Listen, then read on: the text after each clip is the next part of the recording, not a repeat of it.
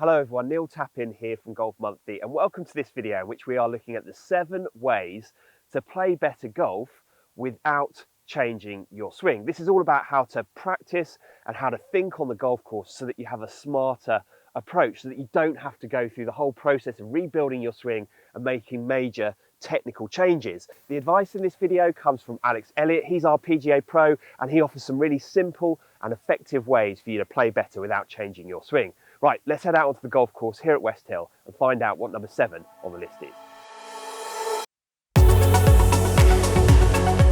Okay, so the first one on the list, Alex, is no flag golf. Now, you may have noticed the 16th green behind us here at West Hill, there's no flag on it. There's no flag on it for a reason, Alex. What's the thinking here? I think a lot of us, when we get down to kind of like our 7, 8, 9 iron or even 6 iron, depending on the level of player, we get that kind of green light in our head where we go, right, we've got to go for that flag.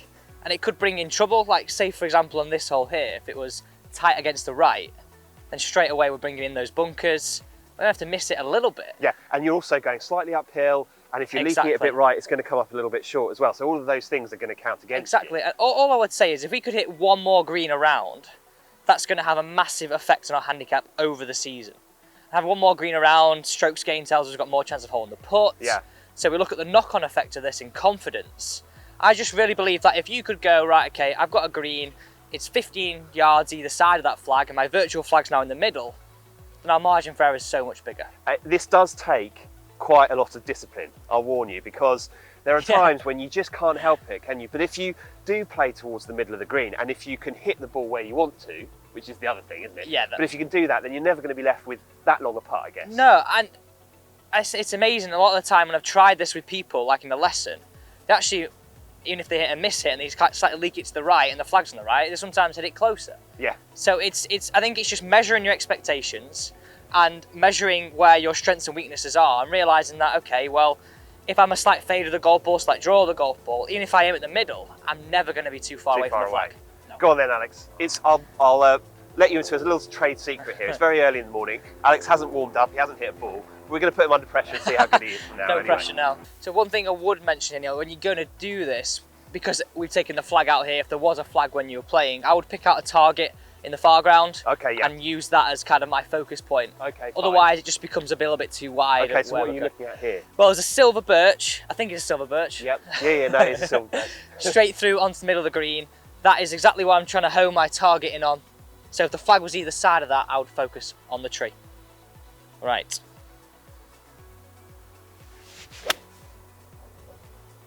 It's gone straight at the silver. I'll tell you what, it's about 3 yards left of the silver birch. Do you know what, Alex? It's a tad long. You've taken maybe half a club too much, but from wherever that's finished, it's not far away. You haven't got much work to do to make sure that you walk off with a par. And if you can keep your score ticking over, if you can keep making pars, ultimately, your handicap, your scores are definitely going to improve. Okay, Alex, so you found yourself in a spot of bother here, and as I'm sure that most people watching this will be thinking to themselves, you're going to tell them to chip out, but it's not quite as simple as that. No, I like to use the word smart golf. So every time you've got a situation, it could be from the fairway to a tight flag, or predominantly, like we have here, I've got to fade it round, keep it low, get it towards the green, or I could chip it out. Ask yourself the question, how many times out of 10 could I pull this shot off and keep me being able to advance towards the green? I like to use the 8 out of 10 rule. Yes. So anything less than 8 out of 10, I would take the smarter, safer option possibly. If it's a question where you go, yeah, I can pull that shot off, then it's a risk worth taking. So let me ask you this question then, Alex. What quantifies a successful outcome from here? Being on the green, being around the green, being in a bunker short of the green, what would you say, I'll take that over a chip out? I think what I would say here is if I could advance this inside 100 yards, then I've got a better opportunity of getting this ball closer to the flag. Versus chipping it outside. I'll leave myself 200, 180 yards, say, I'm less likely to hit it closer to the green. Whereas if I could get this out here on this par 5, inside 100 or around 100 yards, no matter what level of player we are, we'll probably feel a little bit more comfortable with a wedge than we do, say, a 4 iron or 3 iron. Now see, 8 out of 10 threshold to me sounds quite high. Yeah, I'd probably, I wouldn't describe myself as naturally the most aggressive golfer, but I'd probably be working to about 5 out of 10, which I think illustrates the problem. Yeah, but I mean, I think it could be a sliding scale depending on your level of player. If you feel like you're less likely to be more repeatable under pressure in this situation, then possibly it might be like a 6, 5 out of 10. Or maybe it's saying, well, okay, well maybe I need to take a little bit more of potentially a risk. Because we look at all the top guys on tour, and they are the elite of the elite, but they take on some of the shots that we wouldn't dream of. No. And I know they're probably thinking, because they can control their ball a little bit better than us. Yes. But I believe that we've got to be smart, aggressive sometimes in our Okay. golf. Yes. Okay. So that begs the question: what out of 10 would you rank this shot? I've got to say 8, haven't I? No, I would probably give this an 8 out of 10, just because I'm quite comfortable fading the golf ball. Okay. I also carry a 3-iron, which I know I can hit relatively low. And it suits my eye. If it was a hook around the tree, right, then it probably might wouldn't be a different shot. matter. Yeah. So even though this looks like a really difficult golf shot, you're about an 8, so you would go for this versus the chip out. Yeah. Well, then that's unfortunately you're going to have to hit it for us then, Alex. Okay. I feel a little bit in danger here, Alex. I'm not going to lie. Got to trust me.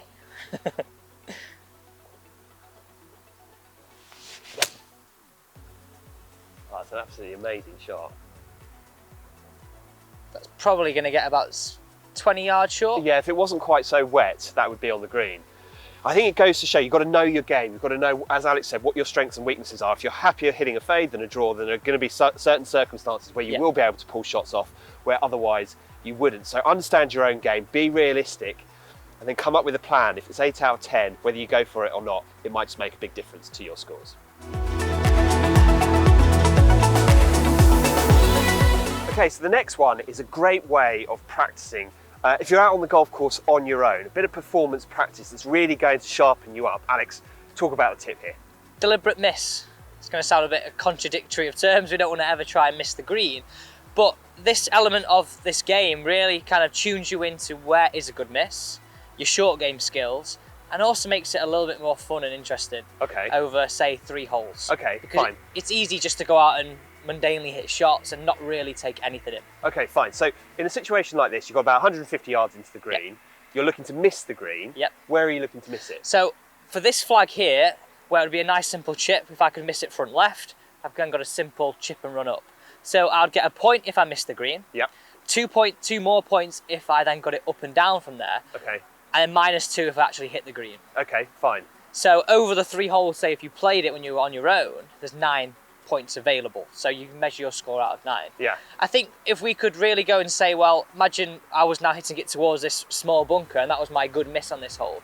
You could use the same theory and say, well, if I can hit it into a 5-yard wide bunker, I can hit it onto a 45 for sure foot wide green. Yeah. So it's actually harder to do the deliberate miss. Cool, then, let's do it. Okay. So I'm going to go for short left here, just on line with this big tree.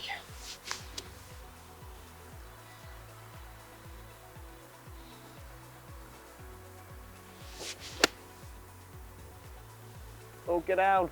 Don't get on the green. Oh! Just short. Just short. You're in danger of losing 2 points there, but you haven't. So you're 1 point up. Now, quick question for you. Do you have to chip it or can you putt it? Completely up to you.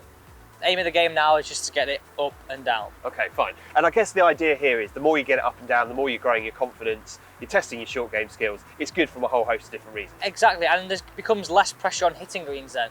So you're probably going to hit more greens just because you feel a little bit more relaxed. More relaxed. Okay, fine.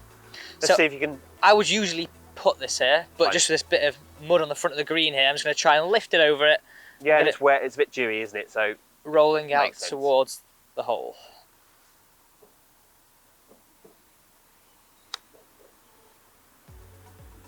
Hurry, hurry. Go.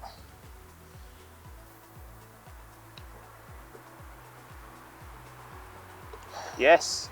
Saved to 2 points. Same with 2 points. There you go. So put this into play. Whenever you get the chance to play golf on your own, give this a go. It will build your confidence from the fairway and around the greens, and it could make a big difference to your scoring. So Neil, we've got 177 into the last tier.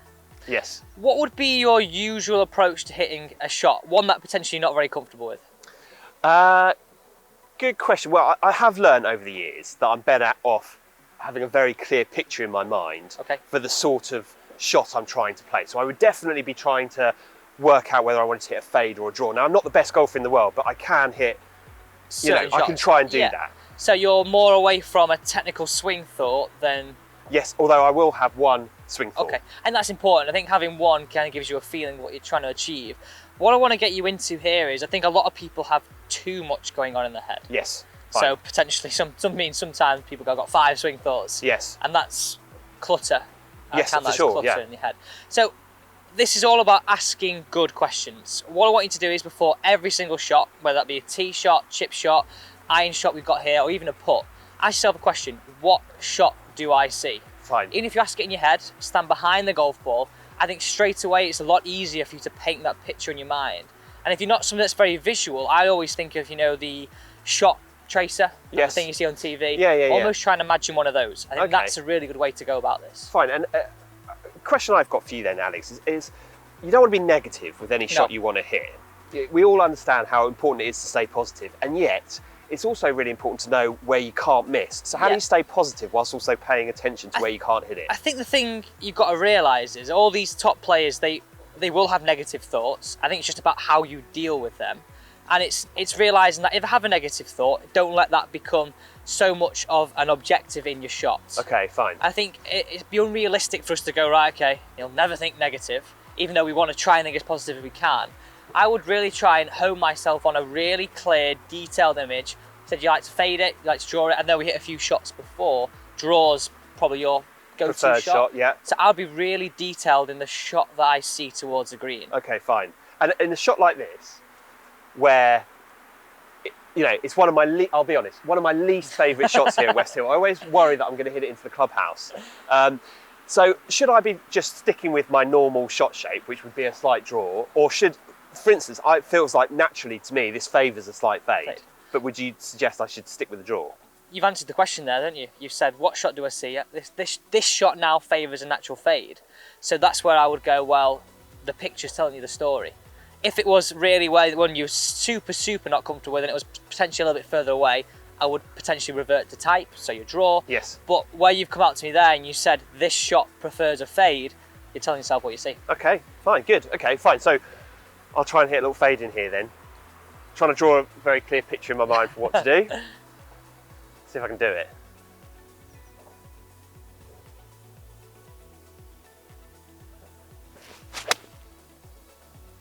Beautiful shot. Well, the start line was a bit off. I pushed it a bit, but I faded it. It's over the bunker. It's okay, isn't it? I'll take it.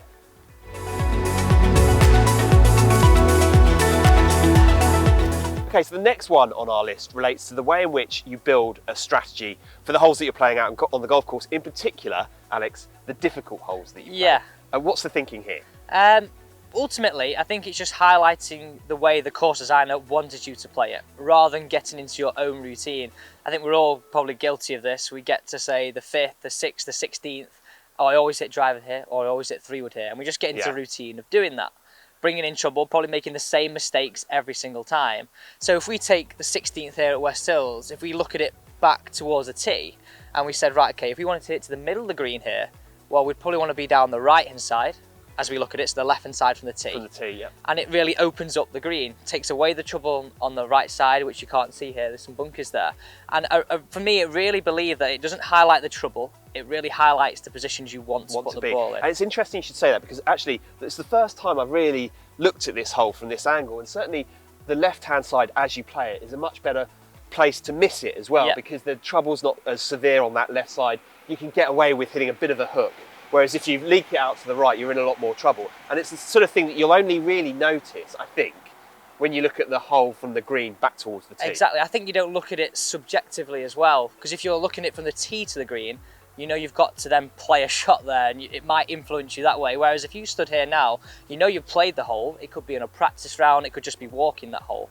And it just gives you that impression of, right, okay, well, if I put it there, put it here, and put it there. I know golf's not as simple as that, but I think if we can start to plan our rounds better, we take the trouble out of play. So there you have it. Think about it slightly differently. Pick the 3 hardest holes, the 3 holes on your local course that you play the worst. Think about them from the green back to the tee. Maybe come up with a slightly different strategy. You might just shoot lower scores. Right, Neil. I'm now your caddy. Roles reversed. Yes. we've got a flag here, we've got 120 yards, it's quite tight on the right. I want you to give me what colour you think this flag is on a traffic light system, so red, amber or green. Well, I would say it's a green light flag because it's 120 yards. I'm a 5 handicapper, so I definitely would be going for this. Put it that way. Yeah, it's for me, because it's quite close to that bunker and because there's a little bit of danger there. I would kind of classify this as an amber. Okay, fine. Just because I think it's one of those sucker pins where you could potentially bring in a lot of danger. I would think about flags and scenarios and wind and conditions, and that would give me an overall opinion on what I would classify that was. So you're saying to me that before you hit every shot into a green, you're kind of having a simple traffic light system, and green being absolutely go for it, amber being play away from it a bit. What's red? Red would be one where I would kind of take just middle of the green. So we sort of spoke about that on a previous tip, where we would just say no flag golf, and that would be where if I missed that green at all costs, then it was going to be bogey. Say, for example, water, island green, bunker, short-sided. That would be where it would be a red flag. But that could also be on the situation as well.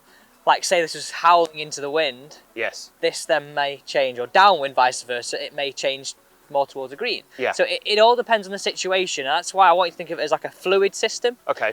Depending on the day, depending on the weather. But having a category of flags definitely allows you to have a bit more of a game plan. So, where shall I aim? Okay, so what I would do here, because I think from a caddy's point of view, I'd be saying, right, okay, 5 handicapper, it's 120 yards, into a little bit of wind, but it's a tight flag.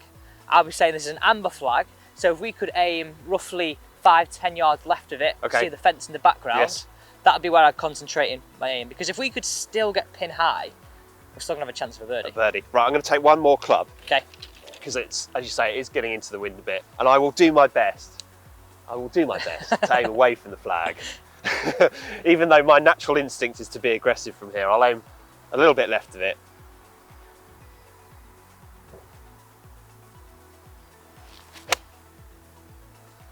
Well, I've pulled it a bit. It's very safe. But it's on the green.